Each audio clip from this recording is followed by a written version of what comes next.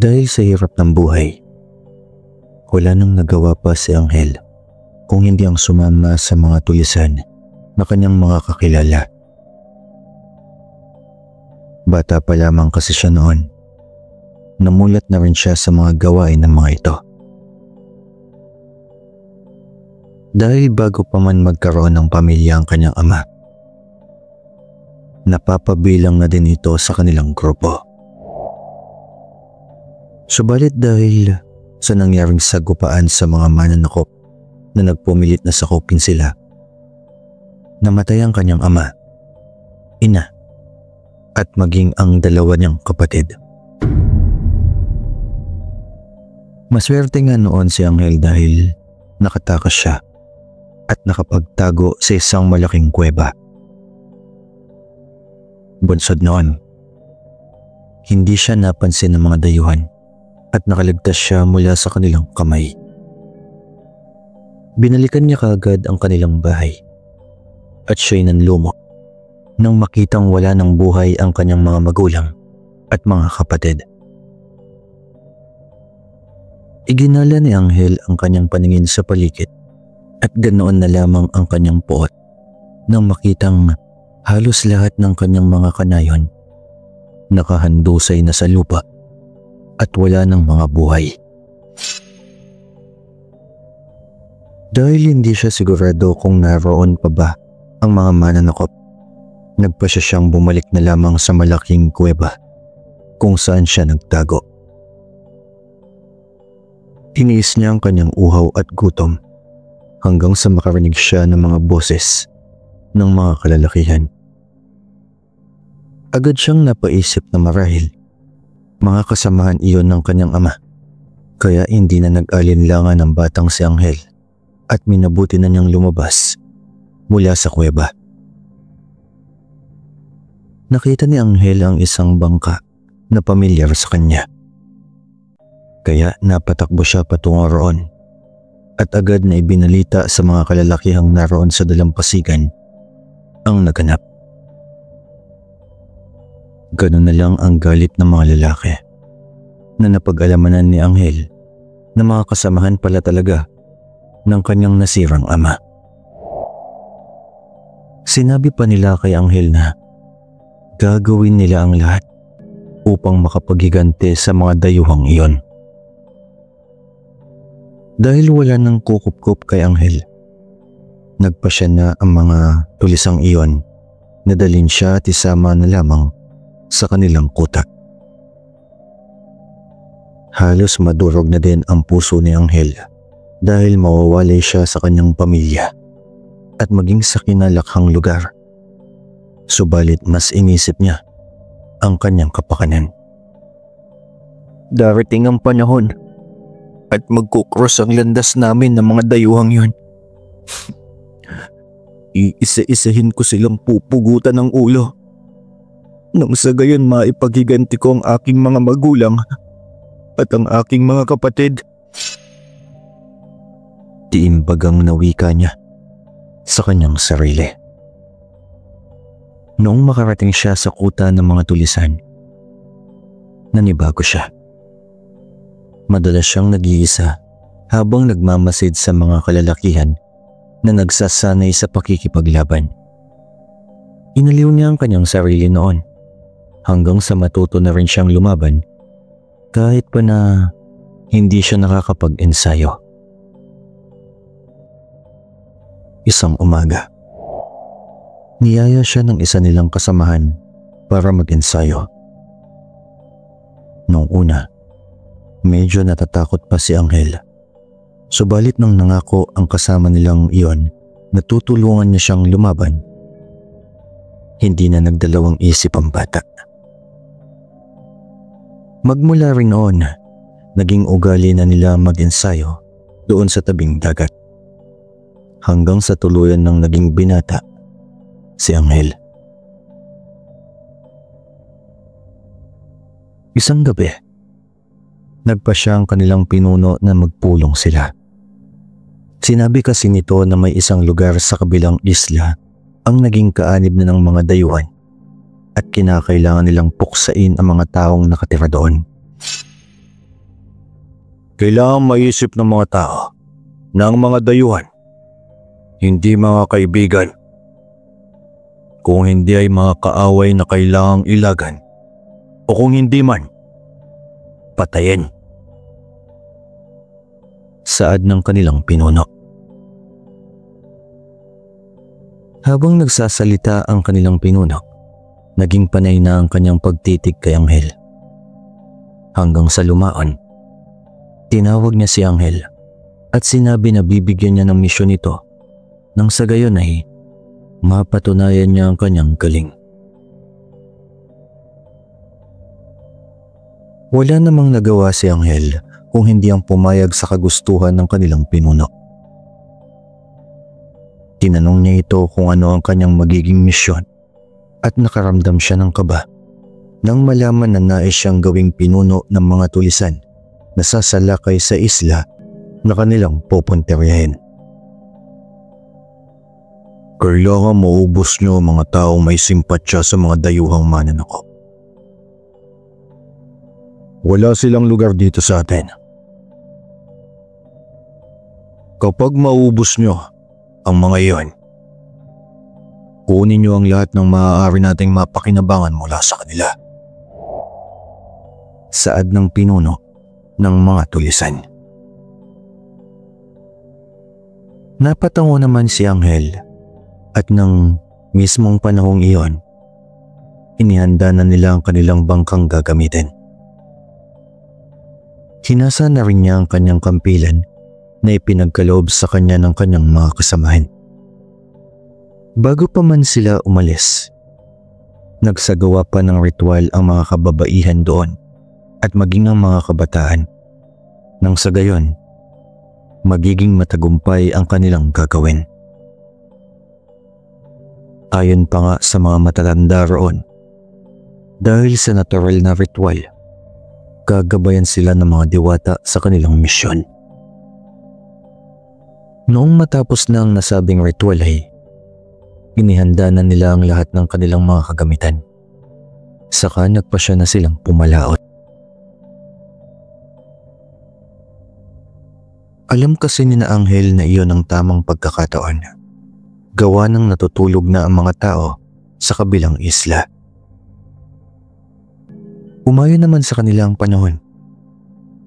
Bagyang umihip ang hangin, kaya kahit paano, hindi sila nahirapang sumagwan upang makarating sa kabilang isla.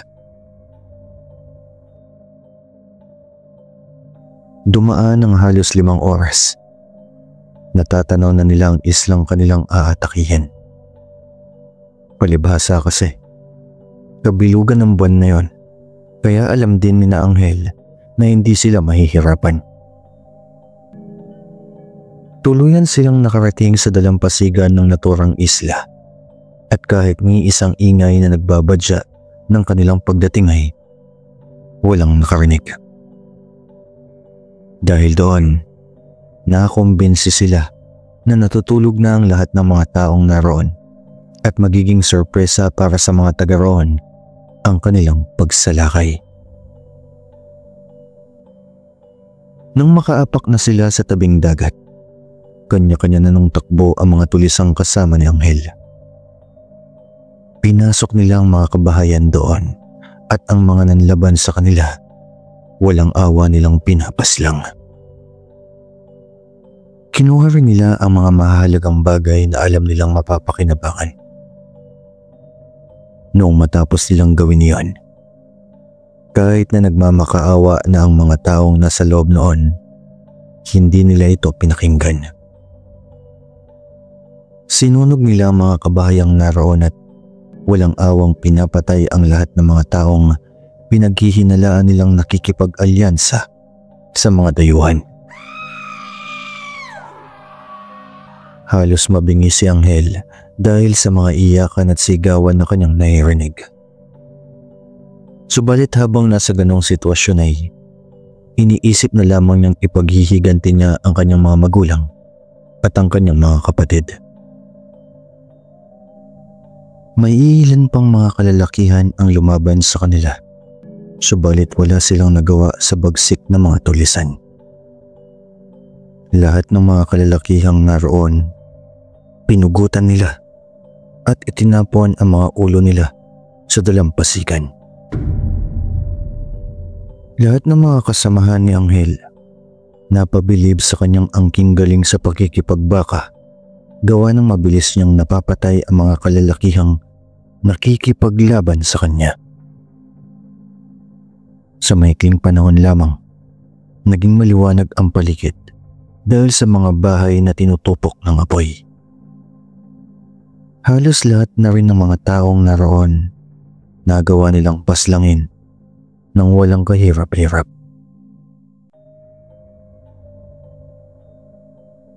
Babalik na sana sila sa kanilang kubo nang mapalingon ang isa nilang kasama. Sinabi nito na may isa pang kubo na naroon sa dulo at hindi pa nila iyon nasusunog. Magpipresenta na sana ang isa sa mga tulisan na siya na ang magsusunog doon. Subalit, inutusan sila ni Anghel na bumalik na lamang sa kanilang bangka. Sinabi rin niya na dalhin din ang mga bagay na nakuha nila sa mga taga-isla. Nang sa gayon, matuwa sa kanila ang kanilang pinuno. Ako na ang tutungo roon. Ihanda niyo na lamang ang inyong sarili. Dahil aalis kaagad tayo kapag bumalik na ako. Wika ni Anghel sa mga tulisan. Tinanguan naman siya ng kanyang mga kasamahan at isa-isa silang bumalik sa dalampasigan. Samantala, nagmadaling maglakad si Anghel upang tunguhin ang natitirang kubo. Habang siya'y patungo roon, nakaramdam siya ng kakaibang kaba. Mas malakas pa ang kabog ng kanyang dibdib kung ikukumpara sa mga panahong pinaslang ng mga Kastila ang kanyang mga magulang. Inisip ng binata na talagang iyon ang pakiramdam kapag nakakapatay ng tao. Kaya isinantabi na muna niya iyon. Makalipas ang ilang minutong paglalakad ay nakarating siya sa tapat ng kubo. Wala siyang narinig na ingay, subalit hindi siya kumbinsido na walang tao roon. Bunsod nito, buong lakas niyang sinipa ang pinto ng naturang kubo. Sa isang pagsipa niya ay agad na nasira ito at tumambad sa kanya ang isang matandang lalaki na nakasiksik sa isang sulok. Pagkakita nito kay Anghel, namulagat kaagad ang kanyang mga mata. Kitang-kitang sindak sa kanyang muka, kaya pasigaw siyang tinanong ni Anghel. Ikaw, kaibigan mo ba ang mga mananakop na dayuhan? Agad namang napailing ang matandang iyon at nagsimula itong magsumamo na huwag siyang papatayin. Kalaban ng mga dayuhan at hindi ko sila itinuturing na mga kaibigan, sabi pa ng matanda. Pagkatapos niyang magwika ay napatitig ito ng mata sa mata kay Anghel. Animoy hinihintay na nito ang kanyang mismong kasawian. Subalit nang akmang aalis na sana si Anghel para pabayaan ang nasabing matanda ay bigla itong nagwika ng, halika rito. Tanggapin mo ito, sabi ng matanda. May kung ano siyang hinubad mula sa kanyang leeg at nang tignan iyon ni Anghel, napagtanto niya na isa iyong medalyon. Halika at ibibigay ko sa iyo ang bagay na ito bilang pasasalamat. Masyado ka pang bata para harapin ang marahas na mundo. Gusto kong ipagkaloob sa iyo ang medalyon ng Santo Niño de Atocha. nang sa gayon maging proteksyon mo. Sana'y wag nang maulit ang kaganapang ito na maging ang mga walang kalaban-laban. Paslangin niyo dahil sa inyong pansariling interes lamang. Sinabi pa ng matanda na ibinigay ng isang Kastila ang naturang medalyon noong sila'y tumungo sa lugar na iyon.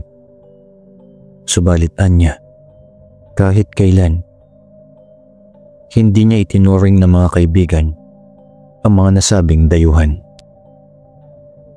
Kinilabutan si Anghel dahil sa sinabi sa kanya ng naturang matanda.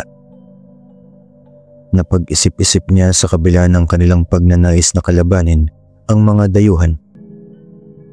May mga taong walang kalaban-laban silang naidawit sa kanilang kaguluhan. Napatango na lamang siya sa sinabing iyon ng matanda at bukal sa loob niyang tinanggap ang regalo nito. Pagkasuot niya ng medalyon ng Santo Niño de Atocha, nakaramdam siya ng kakaibang enerhiya. Halos mangilabot siya noon at nang makita iyon ng matanda, agad iyong napangisi. Sinabi rin niya kay Anghel na babasbasan niya ito kaya hindi na tumanggi ang binata.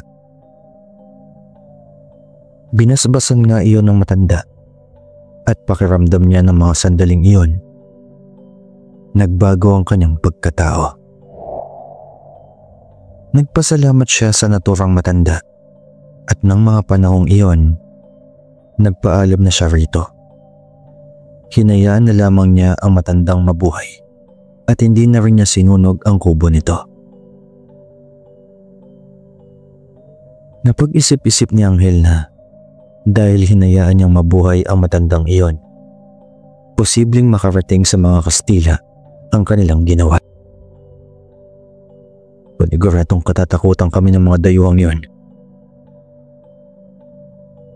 Dapat lang yan sa inyo. Matakot kayo sa amin. Wika pa niya sa kanyang sarili.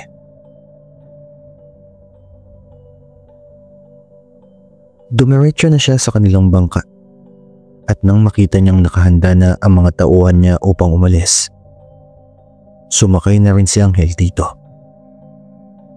Hindi na niya sinabi pa ang patungkol sa ginawa niya sa matanda at maging sa ibinigay nitong medalyon sa kanya. Bumalik sila sa kanilang kinukutaang isla at sinalubong sila ng pagdiriwang. Tuwang-tuwa ang kanilang pinuno dahil marami silang nakuha ng mga produkto at iba pang kapaki-pakinabang na bagay. Mas lalo pang ikinatuwa ng kanilang pinuno nang malaman nilang ikinalat ni na Anghel ang ulo ng mga taong kanilang pinukutan. Paniguradong masisindak ang mga dayuhan na yon sa inyong ginawa, Anghel. Magaling! Binabati kita. Napakuhusay mo. Dahil sa iyong katapangan at kahusayan, ipinagmamalaki ka ng grupo. Hindi pa dito nagtatapos ang ating pakikipagsapalaran. Kinakailangan maitaboy natin ang mga mananakop na yon bago pa man nila masakop ang buong bansa natin.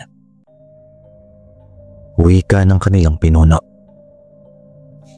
Kasabay ng ginanap na piging para sa naging tagumpay ni na Anghel, pinagplanuhan na rin nila ang kanilang susunod na mga galaw. Sinabi ng kanilang pinuno na may nakapagbalita sa kanya na sa mga susunod na araw pupunta ang mga dayuhan sa isla ng Kulaong, kaya kinakailangan nilang maharang ang mga iyon. Bukas na bukas din, ihahanda natin ang ating mga gagamitin. Siguro aabutin tayo ng 3 araw sa laot, kaya hindi tayo dapat mawalan ng mga makakain. Kailangan maagaw natin ang sasakyang pandagat ng mga dayuhan at makuha din natin ang kanilang mga armas. litanya ng kanilang pinuno. Sinabi rin niya kay Anghel na ito ang mamumuno sa pagsalakay sa barko ng mga dayuhan at sila naman at ang mga natitirang tulisan haharang doon upang hindi na sila makapagpatuloy ng kanilang paglalayag patungo sa kulaong. Wala namang nagawa pa si Anghel kung hindi tanggapin ang iniatas sa kanyang tungkulin ng kanilang pinuno. Naisip pa niyang mas mainam nga iyon at nang sa gayon ay unti-unti na niya talagang maipaghihigante ang kanyang mga magulang at mga kapatid. Matapos ang kanilang kasiyahan, nagpasya na silang magpahinga. Subalit hanggang sa lumalim na ang gabi at dinig na sa paligid ang pagtilaok ng mga manok, hindi pa rin dinadalo ng antok si Anghel. Napapahawak na lamang siya noon sa kanyang medalyon ng Santo Niño de Atocha habang iniisip ang mga magiging hakbang niya sa mga susunod na araw. Bahala na. Alam kong hindi ako pababayaan ng mga diwata. Saad pa niya sa kanyang sarili. Noon din ay naisip niya ang patungkol sa medalyon na may mga kakaibang ukit. Subalit kahit na ganoon, idinalangin na lamang niya na sana gabayan siya ng kanyang medalyon. Alam kong nagkakasala ako sa mga diwata at Diyos namin. Ngunit kung isa ito sa magiging instrumento upang maipagiganti ko ang aking mga magulang at mga kapatid, gayon din ang aking lahat ng kanayong nadamay, handa akong tanggapin ang kung anumang kaparusahan na naghihintay sa akin. Wika pa niya sa kanyang sarili. Naisip din ni Anghel na ilihim na muna sa kanyang mga kasamahan ang patungkol sa kanyang medalyon hanggang sa tuluyan ng sumikat ang araw at hindi pa rin nakaidlip si Anghel. Subalit sa halip na pilitin ang kanyang sarili na makatulog, minabuti na lamang niyang mag-ensayo upang malinang pa niya ang kanyang kasanayan sa pakikipaglaban. Matapos nga ang kanyang ensayo, nagpasya siyang tumulong na lamang sa paghahanda ng kanilang magiging baon sa paglalayag. Hinasa na rin nila ang kani-kanilang mga kampilan. Nang sa gayon, masiguro nilang masusugatan ang mga Kastilang makakalaban nila. Naganda na rin sila ng kanilang mga pana at palaso na siyang gagamitin nila sa pangmalayuang laban. Kahit pa na alam nilang wala silang panama sa depulborang armas ng mga dayuhan, mas pinili pa rin nila ang makipagsapalaran. Isang gabi, bago ang kanilang pagpapalaot, nagpasya silang mag-raos ng ritual upang magbigay pugay sa kanilang diwata. Nag-alay din sila nang sa gayon, masiguro nilang ligtas ang kanilang magiging pagsalakay sa barko ng mga dayuhan. Bunsod ng alam nila kung kailan aalis ang mga ito. Tinansya na nila ang panahon ng kanilang gugugulin para maabutan ito sa gitna ng laot. Pagdating ng bukang liwayway, nagpasya na silang umalis patungo sa karagatan na sakop ng isla ng Kulaong. Maswerte naman sina Anghel dahil umayon sa kanilang panahon. At habang naglalayag sila naging panay ang pag-awit nila ng mga awitin upang magbigay pugay sa kanilang mga sinasambang diwata. Subalit sa halip na sumabay sa pag-awit ng kanyang mga kasamang binata, minabuti nito na tumahimik na muna. Hanggang sa mga panahong iyon, iniisip pa rin niya ang kanyang gagawin dahil batid niya sa kanyang sarili na matatalo lamang sila kung ang pagbabatayan ay ang lakas ng kanilang armas. Hindi rin nawaglit sa kanyang isipan ang mga bagay-bagay na posibleng mangyari kapag nakasagupa na nila ang mga naturang dayuhan. Dumaan ang ilang oras at nasa gitna na sila ng karagatan. Wala silang nakita kung hindi ang malawak na katubigan. At habang papalapit sila ng papalapit sa karagatang sakop ng Kulaong, inihanda na nila ang kanilang mga sarili at maging ang kanilang mga kampilan at pana. Nagtalaga na rin si Anghel kung sino-sino ang sasama sa kanya sa pagpasok sa sasakyang pandagat ng mga dayuhan. Nang nabuo na ang plano, nagantabay na lamang sila sa pagkakataong makita nila ang sasakyang pandagat ng mga ito. Nung unti-unti nang nilalamon ng dilim ang paligid, natanaw na nila ang isang barko na papalapit sa kalupaan. Agad silang nagkaroon ng kutob na iyon na ang sakayan na kanilang ninanais na agawin. Kaya mas lalo pa nilang binilisan ang pagsasagwan. Hindi man alam ni na Anghel kung napansin sila ng mga dayuhan, ngunit minabuti nilang lumihis ng bahagya para mas magiging madali para sa kanila ang pag-akyat sa barko. Sa kabutihang palad naman, hanggang sa tuluyan silang makalapit sa sakayang pandagat ng mga ito, hindi sila napansin.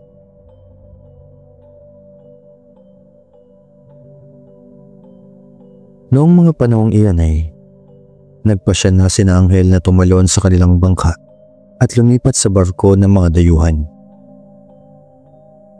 10 katao lamang sila, subalit buo ang kanilang loob na mapagtatagumpayan nila ang kung anumang misyon nila sa barkong iyon.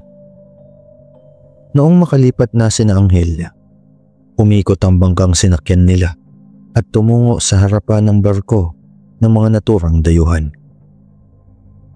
Pagkarating nila roon, napasigaw ang pinuno ng mga tulisan at pinaulanan nila ng palaso ang barko ng mga dayuhan. Napansin naman ng mga Kastila ang kanilang presensya, kaya halos lahat sa kanila kumuha ng kani-kanilang mga armas at pinaputukan ang bangka ng mga tulisan. Subalit dahil sa kung anumang ritual na kanilang ginawa ay usang lumihis ang mga bala ng mga ito. Alam nilang pinoprotektahan sila ng mga diwata, kaya hindi na sila nabahala sa kung ano man ang mangyayari. Napangiti na lamang noon ang kanilang pinuno nang makita niyang nagawa ng makaakyat ni na Anghel sa barko ng mga dayuhan. Nang makaakyat na sina Anghel, naging maingat sila sa kanilang paghakbang. Iginala nila ang kanilang paningin sa paligid at nang mapagtanto nilang wala sa kanilang atensyon ng mga naturang dayuhan, sinimulan nilang hagilapin ang kinalalagyan ng mga armas at ng mga pagkain ng mga ito. Nasa kalagitnaan sila ng kanilang pagkamkam ng mga armas nang sa hindi nila inaasahan, may isang sundalo ang nakakita sa kanila. Napasigaw ito ng pagkalakas-lakas upang abisuhan ang kanyang mga kasamahan. Bunsod nito, nagmamadaling kinuha ni Anghel ang pana at palaso at walang pagdadalawang isip na pinana ang naturang dayuhan. Isang pag-ungol na lamang ang nagawa nito nang tinamaan siya ng palaso sa mismong dibdib niya. Pagkabagsak ng nilalang, nagkagulo rin ang iba pang mga Kastilang naroon. Gawa nito, minabuti na muna ni na Anghel na magtago at nang sa gayon, hindi sila madaling makita ng mga kalaban.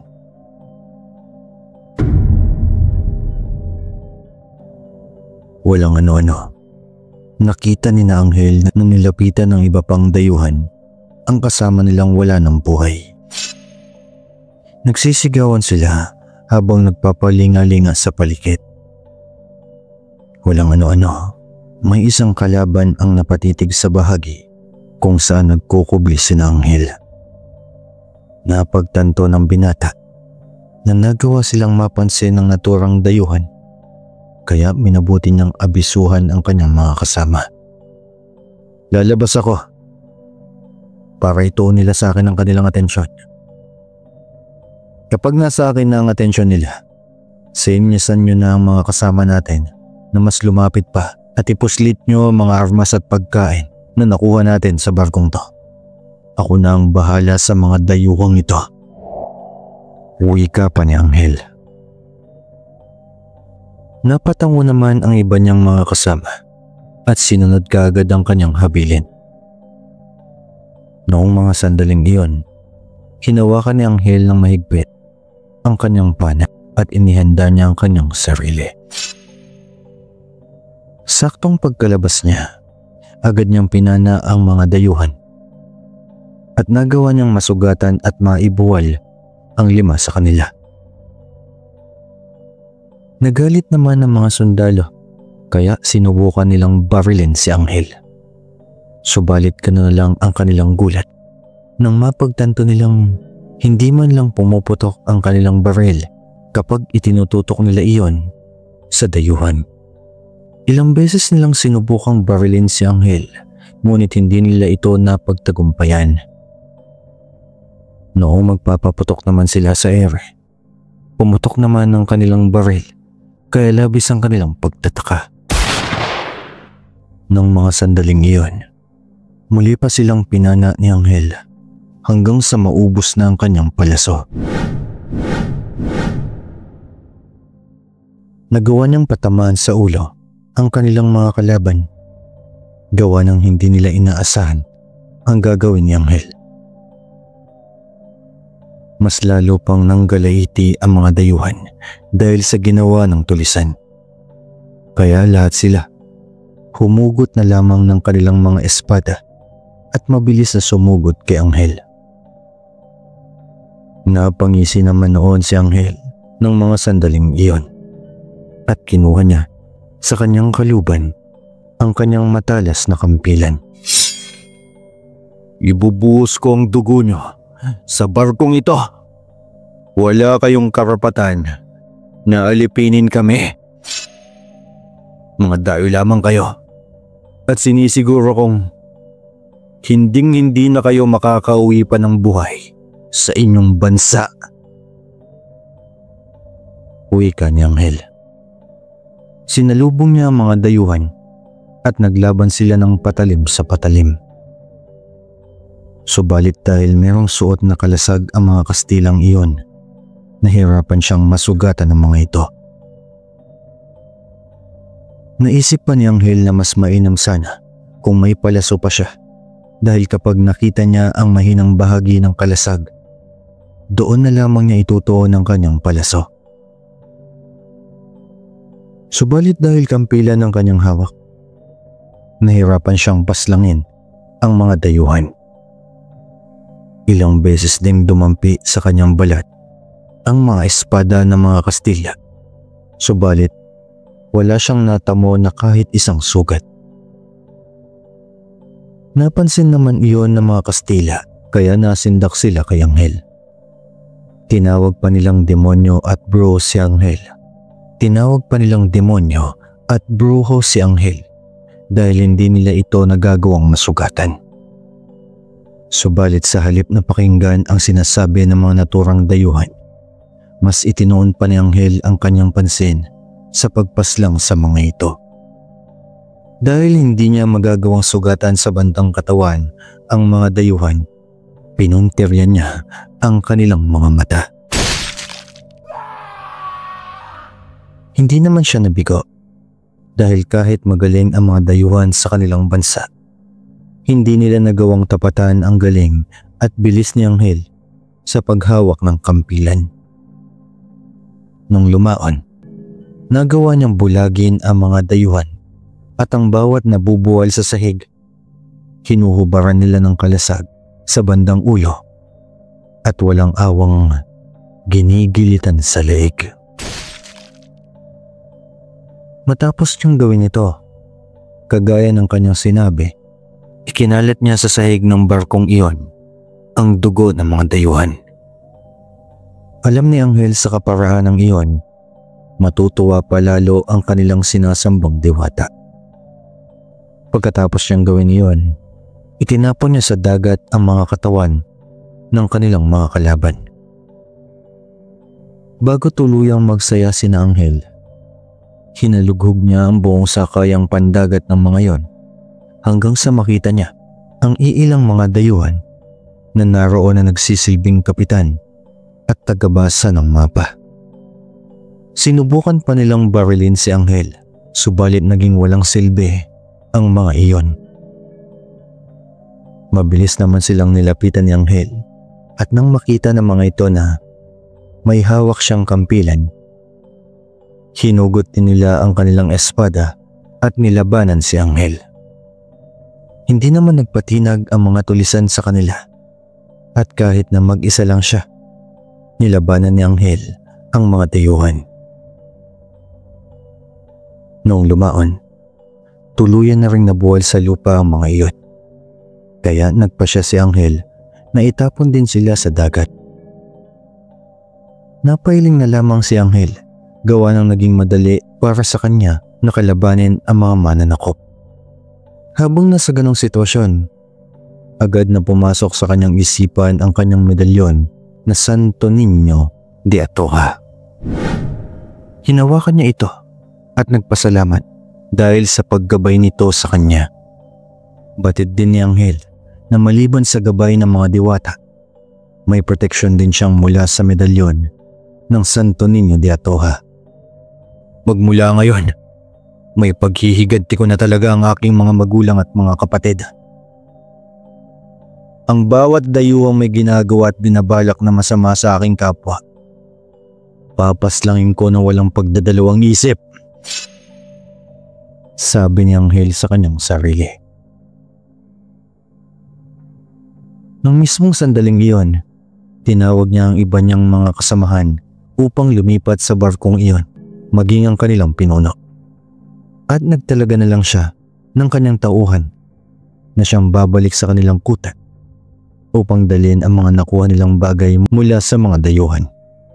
Noong nakalapit na ang iba pang mga tulisan sa barko ng mga dayuhan, umalis na rin ang bangka nila at tinala na sa kanilang kuta ang mga armas at produkto na kanilang mapapakinabangan. Noon din, hinalughog pa nila ang barko ng mga dayuhan at inalam kung may mga armas pa doon. Ganun na lamang ang tuwa ni Anghel, gawa ng may nakita silang mga baril doon na magagamit nila laban sa mga dayuhan.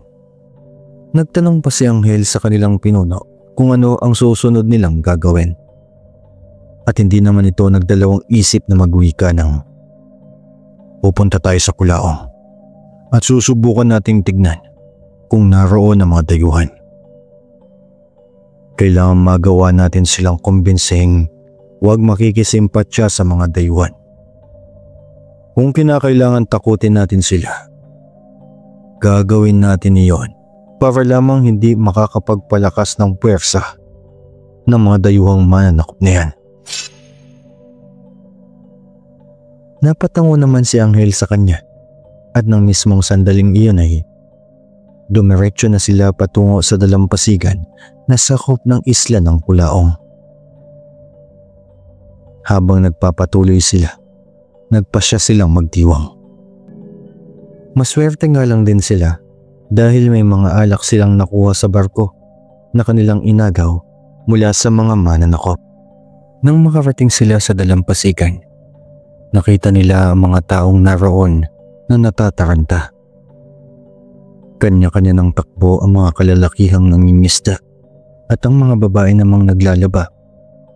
Nagsisigawan na animoy nakakita ng multo.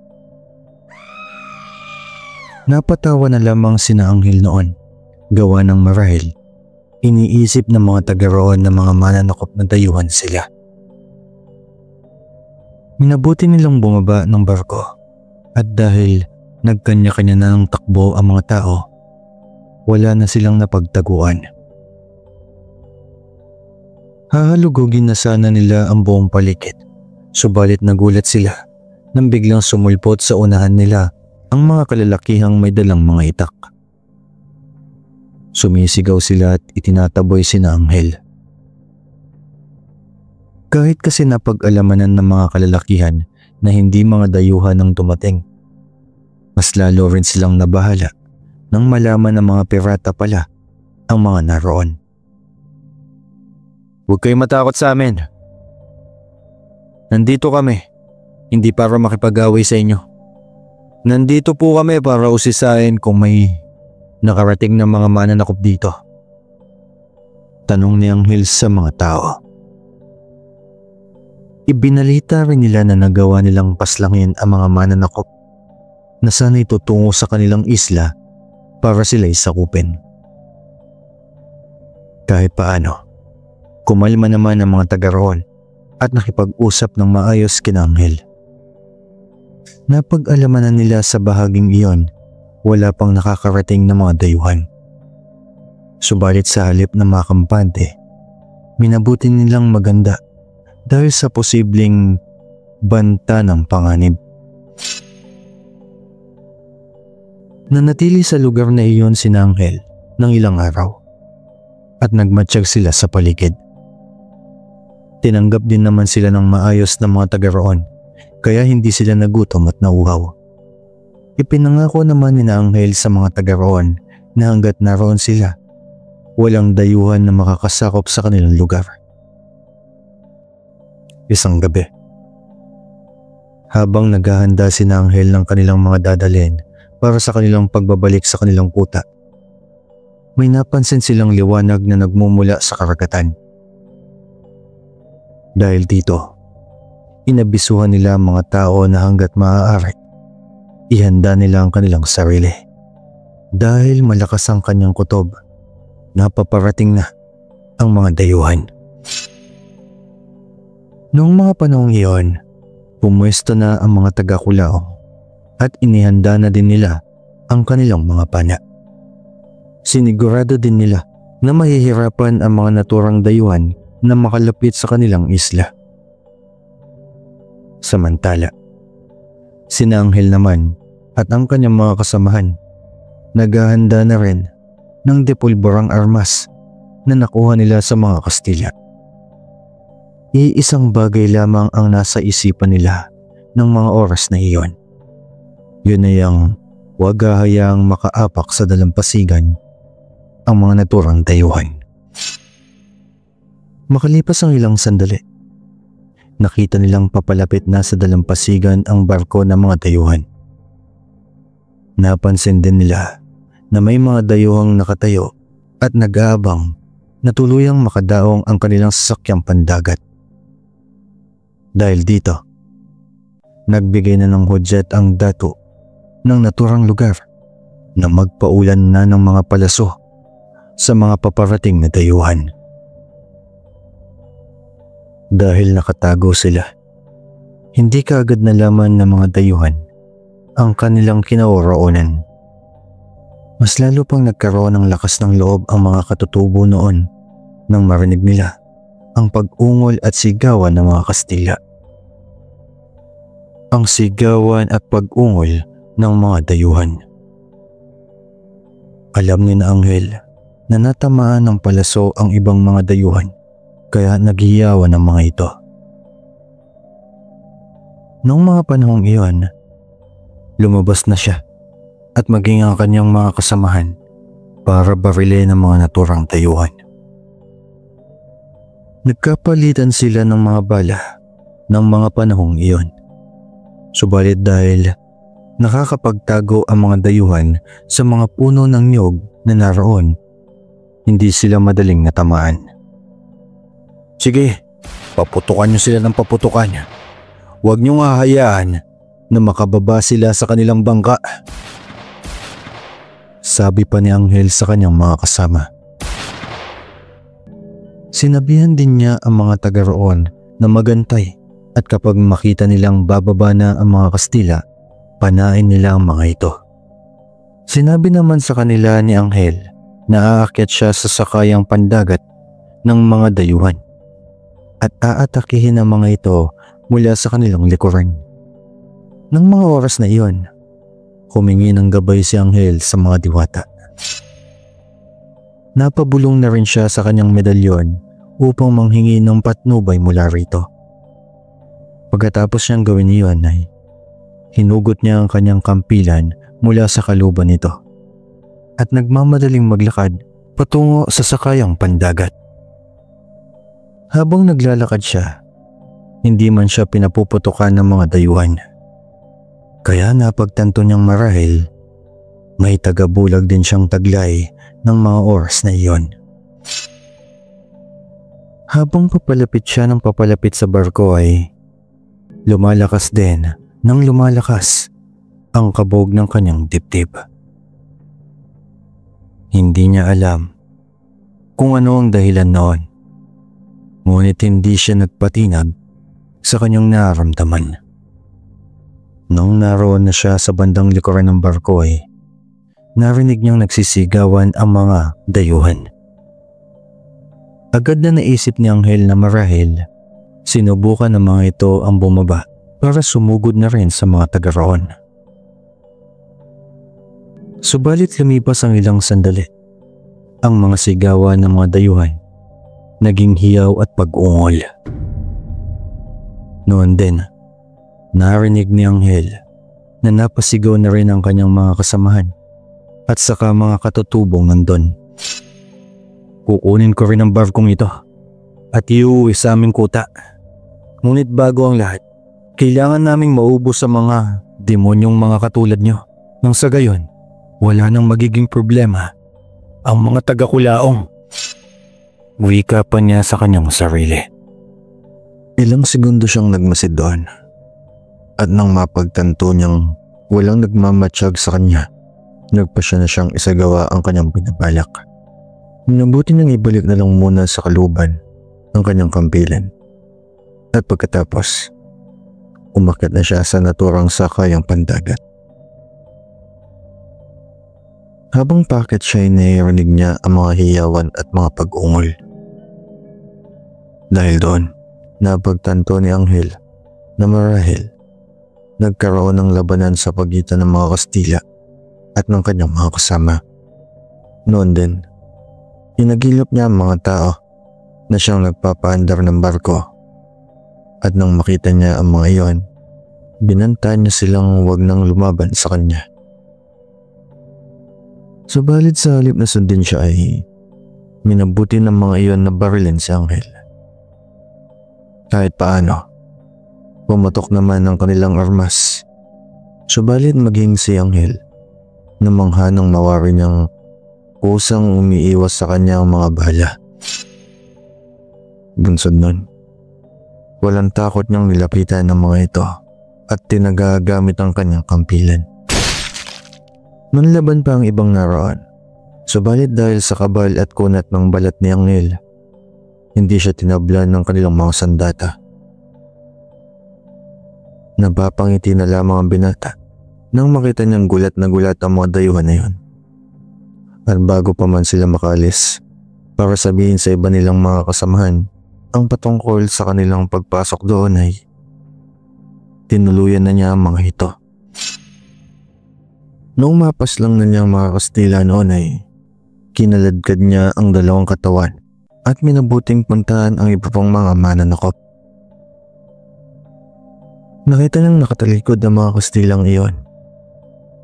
Walang pagdadalawang isip niyang itinapon sa mga ito ang bangkay na kanyang dinala roon. Ilan na lamang ang natitirang buhay sa kanila, kaya alam ni Anghel na kontrolado na niya ang kung anumang magiging kaganapan doon. Nang magawa na ni Anghel iyon, nilingon siya ng mga dayuhan at agad silang napasigaw. Tinutukan nila ng kanilang baril si Anghel at sinubukang paputukan. Subalit, ganun na lang ang kanilang gulat dahil parang may kung anong pumipigil sa gatilyo ng kanyang baril para hindi ito tuluyang puputok. Napansin ni Anghel ang pagkataranta sa mukha ng mga sundalong Kastila. Kaya napasigaw na siya sa kanyang mga kasamahan at sinabi na umakyat na sila sa barko. Dahil hindi pumutok ang baril ng mga Kastilang iyon ay sinugod nila si Anghel. Wala namang nagawa noon ang binata kung hindi ang labanan ang mga natitirang dayuhan. Kahit na mag-isa lamang siya, hindi siya nagpatinag. Ginamit niya ang kanyang kasanayan sa paggamit ng kampilan at kahit pa na mas marami ang bilang ng mga dayuhang iyon, nagawa pa rin silang talunin ni Anghel. Saktong pagkaakyat ng mga kasamahan niya doon sa barko ay nakahandusay na ang lahat ng dayuhan sa sahig. Nagkalat na rin ang kanilang dugo at ang iilan sa kanila pugot na ang ulo. Ilibing na lamang natin ang mga ito sa talampasigan at nang maging atin na ang barko nila. Utos ng kanilang pinuno. Dahil dito, inihulog nila sa barko ang mga bangkay ng mga dayuhan at kumuha sila ng malaking hukay na siyang magsisilbing libingan nila. Noong matapos iyon, inilibing nila ng sabay-sabay ang mga bangkay sa katinabunan. Noong mga sandaling iyan din, nagpasya na rin sina Anghel na iwan na lamang sa mga taga-Kulaong ang mga produkto at lahat ng mga bagay na pwedeng mapakinabangan ng mga taga-roon. Ang tanging napasa kanila ay ang mga armas ng mga dayuhan at maging ang barko. Dahil nakakasiguro silang may katagalan pa bago makarating ulit doon ang mga naturang dayuhan, minabuti na lamang nilang magpaalam sa mga taga-roon at nung makabalik na sila sa kanilang kota. Noong maihanda na nila ang kanilang mga sarili, nagpaalam na sila sa mga taga-Kulaong. Sinabi rin ng pinuno ng tulisan na kung may problema, huwag na huwag magdadalawang isip na magpadala ng kanyang tao upang ipagbigay alam kina Anghel. Hindi natin dapat hinahayaan ang ating mga sarili na masakop ng mga tampalasang dayuhang yon. Atin ang lupaing ito at wala silang karapatan na pumunta dito. Nagpaalam na rin si Anghel sa kanila at noon din sumakay sila sa barko ng mga dayuhan na kanilang nakuha. Naglayag sila patungo sa kinukutaang isla habang walang humpay na pagdiriwang ang nagaganap dahil sa kanilang naging tagumpay. Hindi rin halos makapaniwala ang pinuno ng mga tulisan na dahil sa angking tapang at lakas ni Anghel, nagawa nilang maangkin ng 2 sakayang pandagat ng mga mananakop. Pagkabalik nila sa kanilang isla, agad nilang ibinalita sa mga kasama nilang naganap. Lahat sila ay nagbunyi dahil sa naging tagumpay ni na Anghel at halos tumagal ng 1 linggo ang kanilang naging pagdiriwang. Dumaan noon ang mga araw at marami pang mga balita ang nakarating kina Anghel. Mas lalo pang dumami ang mga dayuhan at inaalipin ng mga ito ang mga katutubong naninirahan sa mga kalupaan.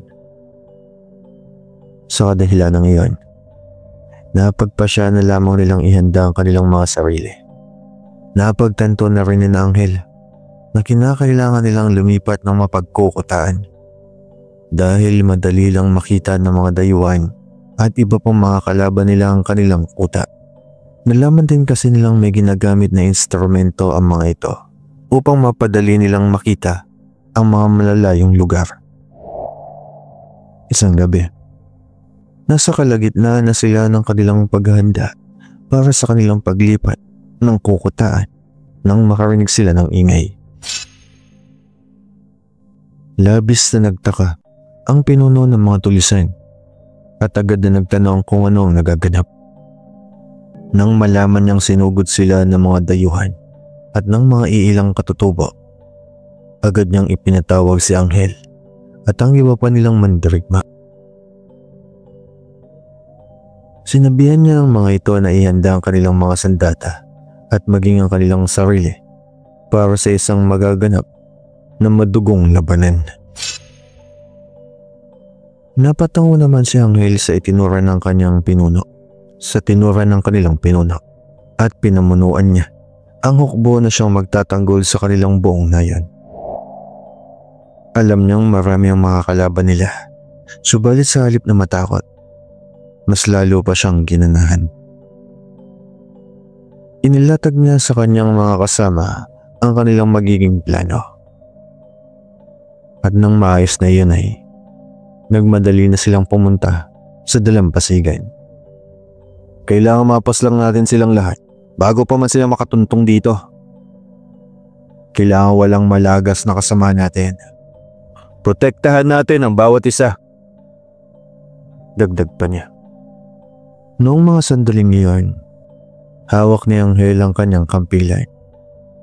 Ang mga tulisan namang may hawak na armas na may pulbura. Nagtago malapit sa dalampasigan para mas madali nilang mabaril ang mga katunggali nila. Samantala, si Anghel naman, minabuting lumusong sa tubig para salubungin ang mga dayuhan at ang iba pang katutubo. Nang medyo malapit na ang mga iyon sa dalampasigan, napasigaw ng ubod ng lakas si Anghel. Nakita naman siya kaagad ng mga kalaban nila, kaya pinaulanan nila siya ng palaso. Subalit kahit na halos daan-daang palaso ang pinakakawalan ng mga katutubo, wala ni isa sa mga ito ang tumuhog sa kanyang katawan. Napangisi naman si Anghel nang makita niyang wala man lang kahit na anong kalasag ang mga Kastila at mga katutubo. Napangisi na lamang si Anghel nang makita niyang wala man lang kahit na anong kalasag ang mga dayuhan at ang mga katutubo. Napasigaw naman noon ang dayuhan at pinaulanan nila siya ng bala. Subalit kagaya ng palasaw ay tila kusang lumilihis ang mga punglo ng kanilang baril. Dahil sa labis ng mga iyon ay nagpasya silang bumaba sa sakayang pandagat nila upang sumugod kay Anghel. Noon din, napasigaw ng malakas si Anghel at pagkaraan ng ilang sandali, nagsili para ng mga palasong may apoy sa dulo at patungong direksyon noon sa mga katutubo at mga dayuhan. Nataranta naman ang mga kalaban ni Anghel at nagkanya-kanya na sila ng baba sa kanilang sakayang pandagat. Dahil doon ay inutusan niya ang iba nilang mga kasamahan na pagbabarilin ang mga katutubo at maging ang mga dayuhang tarantang-taranta na dahil sa nagliliparang palaso na merong apoy sa dulo. Nang makita ni Anghel na may iilan sa mga dayuhan na buhay pa at hindi nabubuwal sa tubig, sinugod niya ang mga iyon at walang awang pinagtataga ng kanyang kampihan. Agad namang nabubuwal ang mga tinataga niya at humahalo sa tubig dagat ang kanilang mga sariling dugo. Noong mga panahong iyon ay lahat ng mga kalaban nila namatay na at nagkalat na sa mababaw na parte ng baybayin ng dagat. Naghiyawan ang grupo ng mga tulisan at ganoon na lang ang kanilang saya na kanilang nararamdaman. Dahil sa naging estratehiya nila, mas napadali nila ang pagpaslang sa mga kalaban nila. Halos hindi rin makapaniwala si Anghel sa naganap, subalit alam niyang iyon din ang kagustuhan ng mga diwata. Nagpasalamat din siya sa kanyang medalyon, gawa ng alam niyang isa iyon sa dahilan kung bakit wala siyang natamo na kahit anong sugat. Dahil may dalawa na silang barko na nakuha mula sa mga dayuhan, napagpasya nilang sunugin na lamang ang barko ng mga dayuhan. Samantala, ang mga bangkay na naroon, hinayaan na lamang nilang kainin ng mga isda sa dagat. Noon din ay bumalik sina Anghel sa kanilang pinuno at masayang ibinalita ang naganap. Tuwang-tuwa naman ang kanilang pinuno noon at maging ang iba pa nilang mga kasama. Noon din mismo, sa halip na magpahinga ay minabuti nilang ituloy ang kanilang planong pag-alis sa kanilang kuta. Nilisan nga nila ang kanilang kuta at hinayaan na lamang nila ang mga bangkay ng dayuhan na nagkalat doon. Nagpatuloy silang maglayag at nang makakita sila ng bagong isla, nagpasya silang doon na magkuta at mamuhay. Natili ang samahan ni Anghel na protektahan ang kanilang mga kanayon at nasasakupan. Nanatili din ang kapangyarihang tinataglay ang medalyon ng Santo Niño de Atocha sa katawan ni Anghel. At nang lumipas sa maraming taon, nalinang pa nito ang kakayahan niya. Hindi nagtagal nang masawi ang kanilang pinuno, si Anghel nang tumayong bagong pinuno ng tulisan na naglalayong mapanatili ang kapayapaan at kaligtasan ng kanilang nasasakupan.